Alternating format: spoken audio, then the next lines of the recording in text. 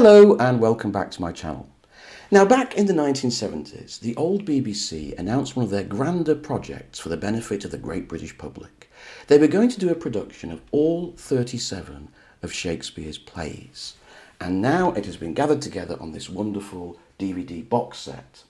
And I recently started going through this, and I thought I'd share my thoughts on each play with you as I went along. They kicked off in February. Actually, hang on. No, it was the 3rd of December 1978 with Romeo and Juliet. Of course they picked Romeo and Juliet, didn't they? They'd always pick Romeo and Juliet.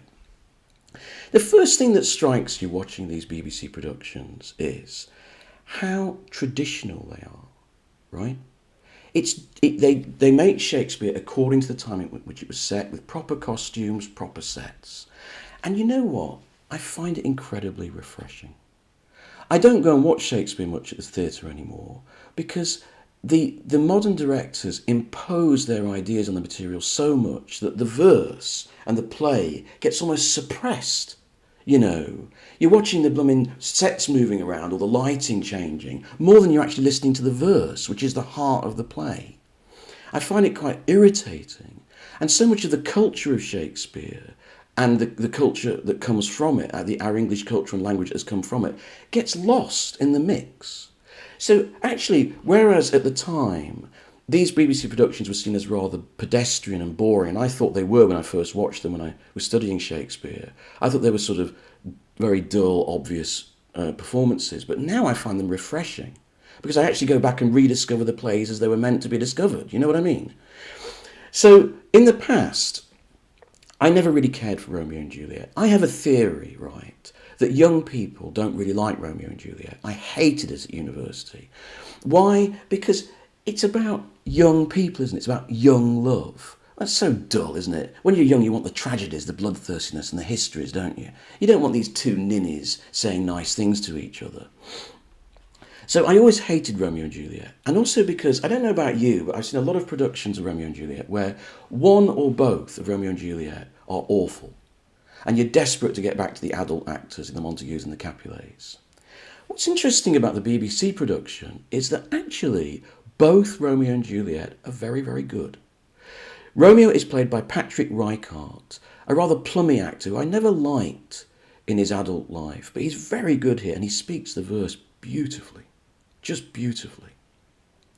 And the Juliet is played by an actress I didn't know, Rebecca Sayre, and she was 14, the kind of right age to play Juliet, and she's excellent. And she's so lovable. She has that vulnerability of youth, but also that strength, that sort of, I can do anything because of her innocence, you know. And she's very good. She's actually, fact fans, the wife of Roger Allen. Who knew?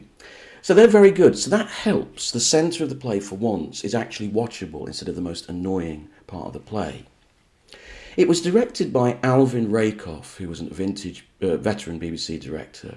He stuffs his wife in as Lady Capulet, Jacqueline Hill, who, for Doctor Who fans watching, of course, was Barbara from the early years of Doctor Who with William Hartnell. And she's very good here as Lady Capulet. Very, very good. Her husband is played by Michael Hordern, who's in his sort of mugging, huffing and puffing type of mode. It's quite amusing.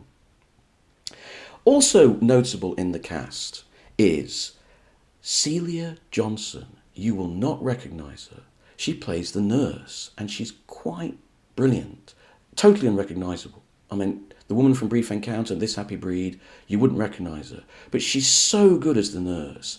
That is a part that teeters on the brink of being irritating in a lot of productions, but here she gets it absolutely spot on. And I also must mention Joseph O'Connor as Friar Lawrence. Not an actor I was very familiar with, but he's very good. He's very still and calm, as Friar Lawrence needs to be. In the cast also, watch out for one of the things I love about these BBC productions is they got people from all over the world of television, sometimes from comedy, sometimes from soap opera. You know who's in it? Benny from Crossroads. Yes, Miss Diane, I know my Shakespeare. Benny from Crossroads is in it. He's got a little bit part. I tell you who else has got a bit part in it. Alan Rickman, a young Alan Rickman, has already got his drawl already as Tybalt. Very good, very impressive. So it's a wonderful cast. Gielgud plays the chorus. But there is one problem with this production. The problem is Mercutio. Now, for those people who know the play, Mercutio is absolutely crucial to this play. What I realised about Romeo and Juliet as an older person that I didn't realise when I was younger is what it's really about. It's often characterised as a play about young love, but actually it's not. And this production really brings out its true subject. It's the clash of the ages. Here are two young innocents, right? And they see the world afresh, and they see endless possibilities because they're in love. And this is set against a series of other people who, because of age, because they've forgotten their youth, they've forgotten their ideals, cannot sympathise or empathise with these two young people. It's about that inevitable clash of the ages. Mercutio is very important in this. Why? Because there are four young male characters. And three of them represent a different part of being a young man. So Romeo is the romantic, he's the lover, right? Then you have the friend, Benvolio, who's like that kind of, he's that solid friend character that Shakespeare often has, like Horatio in Hamlet. Benvolio is played by a guy who was in Only When I Laugh. So he's from the world of comedy. And then you've got Tybalt, who is all fire and anger, but also strongly believes in family tradition. He's like the eldest son, So you've got these three aspects of male youth. And Mercutio is a combination of all three. He's the summing up of youth, the beauty of youth, the hot-headedness of youth, the volatility of youth, the intelligence of youth. So he has all these wonderful speeches where he imagines, Queen Mab, the queen of the fairies and everything. So he's sort of fun. He's like the sort of bad boy rogue, the lovable rogue. He's kind of like, Robbie Williams to Romeo's Gary Barlow in this play. So he represents someone who's highly intelligent, who's romantic, he's capricious, he's got the folly of youth, but he's also got the intelligence. At the end, when he's stabbed, he's the one who says, "A pox on both your houses. You're both rotten."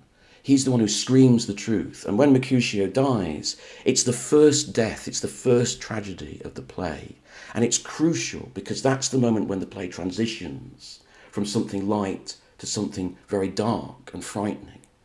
So Mercutio is the lodestone of the whole play. Unfortunately, in this production, playing Mercutio is Anthony Andrews. Now, Anthony Andrews might look the part, but can he play it? I've never really thought much of Anthony Andrews as an actor. He got away with it in Brideshead Revisited because that production was so brilliant and the material was so strong, it held him up. But to tell you the truth, have you ever seen Anthony Andrews in anything else where he was any good? Here, he's particularly awful, in my opinion. He looks like he's in pain. He looks like he's got something stuck up his bum. He's kind of sweating and red and he's got his veins standing out.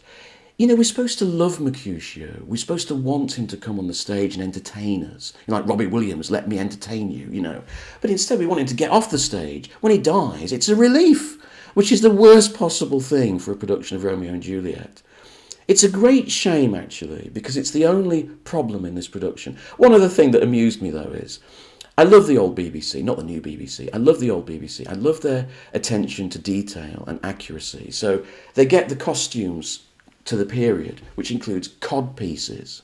So you spend quite a lot of your time looking at the very pretty little cod pieces that the men have got, particularly Anthony Andrews, which looks particularly ridiculous, I have to say. But I love that sort of, in the old BBC, they've got to get the detail right, even if it looks a bit silly. Overall, I really enjoyed this. It was a breath of fresh air. It's a very traditional staging of Romeo and Juliet, and that's why I like it. And that's why I want to go back and watch these BBCs. I'm so sick of modern and postmodernist reinterpretations of Shakespeare, which have just shredded any sense of the continuity of English culture that these plays embody, as far as I'm concerned. So it was great to go back and watch probably the last period when the BBC would have done them traditionally. And I really recommend it. It's showing its age a bit. Some of the action scenes are a bit dated, But for a first production, I think this is really impressive. Thanks very much.